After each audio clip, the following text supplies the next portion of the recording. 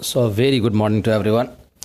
आइए चर्चा करते हैं कि हमें मृत्यु से भय क्यों लगता है। वाई वी फियर डेथ, इस पे चर्चा की जाए, क्योंकि आजकल चारों तरफ मृत्यु हो रही है, सब लोग घबरा गए हैं, दहशत फैल गई है। आपको वैसे मैं यहाँ पे एक चीज़ बता दूं कि दहशत हृदय की एक विशेष किस्म के मूवमेंट से होती है। हार्ट बीट की जो दहशत पैदा होती है वो हार्ट बीट की एक स्पेशल मूवमेंट से पैदा होती है। उसके लिए भी एक नाड़ी बना रखी है भगवान ने, करोड़ों नाड़ियाँ। तो हार्ट में जब एक विशेष किस्म से जब हार्ट बीट होती है तो वो एक दहशत उत्पन्न करती है। खैर यहाँ हम दहशत के लिए नहीं, यहाँ पर हम मौत के लिए बैठे हैं कि मौत क्या बवाल है ये, और हमें डर क्यों लग रहा है मृत्यु से। देखिए, जहाँ तक मृत्यु की बात है तो मृत्यु एक रूटीन फिनोमेना है, ठीक है। मृत्यु को बहुत ही ब्रॉड वे में देखने की ज़रूरत है। यहाँ पे रोज़ असंख्य प्राणी पैदा होते हैं, असंख्य प्राणी मरते हैं, इसमें कोई ख़ास बात नहीं है। इसमें से इसलिए इससे भय या आशंकित होने की आवश्यकता बिल्कुल भी नहीं है, बिल्कुल भी नहीं है, ठीक है। अब थोड़ा बहुत समझने का प्रयास करिएगा। जब तुमने जन्म लिया था, क्या तुम्हें भय हुआ जन्म लेते वक्त? नहीं हुआ। जब तुम पैदा हुए, क्या तुम्हें डर लग रहा था? नहीं, तुम्हें भय नहीं था, तुम पैदा हुए। लेकिन जब तुम मरोगे तो तुम्हारे अंदर भय है। तुम्हारे जन्म लेने के साथ ही तुम्हारे दिमाग में एक प्रोग्रामिंग की जाती है। उस प्रोग्रामिंग में ये भर दिया गया है कि मृत्यु से डरावनी चीज़ कोई नहीं है। मृत्यु का भय हर प्राणी के अंदर इम्बाइब, हर प्राणी के माइंड में भर दिया गया है कि मृत्यु बहुत ही भयंकर चीज़ है, इसीलिए हर प्राणी मृत्यु से डरता है, ठीक है।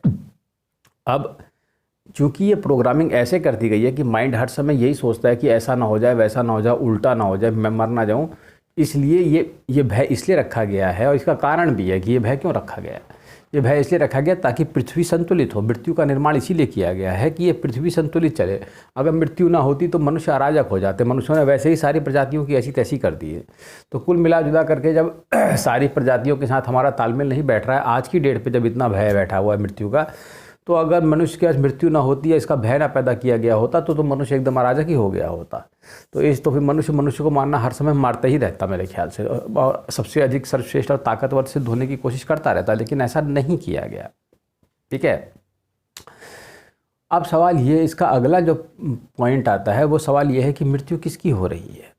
अगर मृत्यु हो भी रही है तो किसकी हो रही है? मृत्यु है क्या? मृत्यु है प्राण का निकल जाना, ठीक है। ऐसा कहा गया है कि जब प्राण शरीर से बाहर छोड़ देते हैं तो उसे मृत्यु कहा जाता है। यहाँ पर ध्यान रखने वाली बात है कि प्राण के साथ जीवात्मा या जीवांश या सूक्ष्म शरीर जाता है, लेकिन परमेश्वर का क्या होता है, जो अणु परमेश्वर का है मुझे नहीं मालूम, वो शरीर ही में रहता है या वो कांस्टेंट है, और क्या सिस्टम है उसका सिस्टम शायद अभी तक कोई समझ ही नहीं पाया कि मृत्यु कैसे होती है। बहरहाल यहाँ पर एक महत्वपूर्ण चीज़ ये है कि प्राण का निकल जाना। अब सवाल ये पैदा होता है कि मर कौन रहा है। जब तुम आए थे तुम्हें एक नाम दिया गया, तुम्हारा नाम गगन पांडे रख दिया गया। तुम गगन पांडे हो, मैं गगन पांडे हूँ फॉर एग्जाम्पल, ठीक है। अब मैं गगन पांडे हूँ तो गगन पांडे की मृत्यु एक दिन हो जाएगी। तो सवाल ये पैदा होता है गगन पांडे नाम का प्राणी कब पैदा हुआ। तो गगन पांडे सिर्फ एक नाम है, गगन पांडे जैसी कोई चीज़ अस्तित्व में नहीं है, ये समझने की ज़रूरत है यहाँ पर, क्योंकि गगन पांडे तो कभी था ही नहीं, या गगन नाम का कोई प्राणी हुआ ही नहीं। आप समझने का प्रयास किए, ये सिर्फ एक नाम है। जैसे आलू टमाटर, वैसे ही ये गगन, वैसे ही शैलेंद्र, वैसे ही रवि, जैसे कुछ भी नाम आपका हो सकता है। आप ऐसे आपको रखा गया है और आप हैं और आप जी रहे हैं और आप एक दिन चले जाएंगे। सवाल ये है कि मैं था कि नहीं था, ये वाला सबसे बड़ा सवाल है। मृत्यु किसकी हो रही है? मृत्यु उसकी हो रही है जो है। ये समझो, यहाँ पर यही तो दिमाग का कंसेप्ट गलत है। दिमाग कहता है कि तुम हो, मैं हूँ, तो जब मैं होते हो तो तुम्हारी मृत्यु हो जाती है, जब तुम होते ही नहीं हो तो तुम्हारी मृत्यु होने की संभावना शून्य है। तो दिमाग को उस अवस्था में लाना है कि मैं हूँ ही नहीं, और ये देखना है और ये समझना है कि मैं नहीं हूँ। बस जो ये जानता है मैं नहीं हूँ, उसकी मृत्यु कभी नहीं होती, क्योंकि वो होता ही नहीं है। जो होता ही नहीं है उसकी मृत्यु कैसे हो सकती है? ये समझने की बात है। तो मृत्यु तुम्हारी तब होगी जब तुम होगे, और तुम्हारा होना ही तुम्हारी सारी समस्याओं की जड़ है। इसलिए तुम हो, इसलिए तुम्हारी मृत्यु होती है। जब तुम नहीं होते तो तुम्हारी मृत्यु नहीं होती है। क्या जो चीज़ नहीं है उसकी मृत्यु होती है? या तो तुम नॉन लिविंग हो जाते हो, तो नॉन लिविंग थिंग की भी मृत्यु नहीं होती है, लेकिन उसका भी डिजॉल्व हो जाता है वो भी टाइम के साथ। खैर, अब समझो इस चीज़ को कि तुम्हारे होने की क्या वजह है। तुम्हारे होने की वजह तुम्हारा अहंकार, तुम्हारा मन है, तुम्हारा अस्तित्व है कि तुम हो। जब तुम इस महान मन अस्तित्व को समाप्त कर देते हो तो मृत्यु का भय भी तुम्हारा समाप्त होता है, क्योंकि तुम तो होते ही नहीं हो, और जब तुम होते ही नहीं हो तो कोई और मर जाता है। समझ रहे हो, जो होता है वो मर जाता है, जिस क्योंकि तुम तो वो नहीं थे जो मर गया, क्योंकि तुम तो मृत्यु हो ही नहीं, तुम तो अमर हो, तुम तो आत्मा हो। मूर्खों, तुम आत्मा हो, मैं जो कहता हूँ सुनो मेरी बात, क्योंकि तुम शरीर नहीं हो, तुम आत्मा हो, और आत्मा कभी मरती नहीं, आत्मा अजन्मा है, जो नित्य शाश्वतो पुराणा न हन्यते हन्यमाने शरीरा। तो फिर इस आत्मा को जब मरने का सवाल ही पैदा नहीं होता तो तुम आत्मा हो तो तुम मर कहाँ रहे हो। तो मृत्यु जिस चीज़ की हो रही है वो प्रकृति से संबंधित है, उसका मेरे से कोई संबंध नहीं है, समझे। तो इसलिए मैं कभी नहीं मरता और ना मैं कभी जन्म लेता हूँ, समझे। यही बस सारा कंसेप्ट तुम्हें समझने की आवश्यकता है कि तुम नहीं हो बस, और तुम अगर नहीं हो तो मृत्यु तुम्हारी नहीं होगी। ये समझ जाओ। अब आगे देखो, इसके बाद अगली अवस्था है। कृष्ण ने 12वें 8वें और 7वें अध्याय में विशेष किस्म की बात बताई है।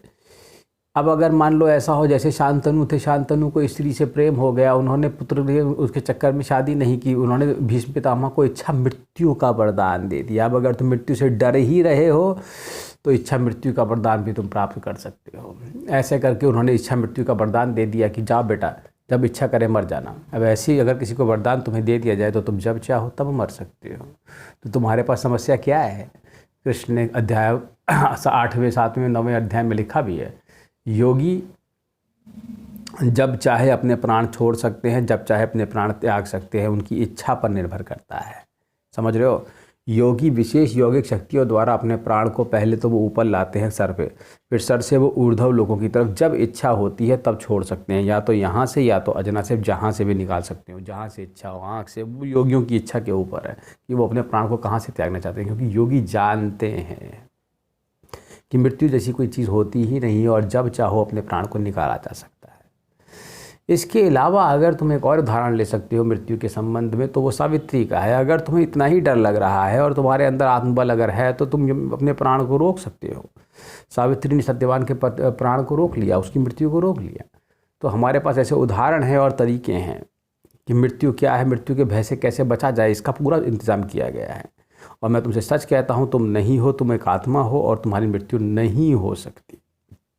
लेकिन यह प्रकृति या माइंड का भय है कि तुम मरते हो, क्योंकि तुम सोचते हो कि तुम हो। तुम्हारा होना ही समस्या है, ठीक है। तो अपने होने को समाप्त कर दो तो मृत्यु समाप्त हो जाएगी। Thank you.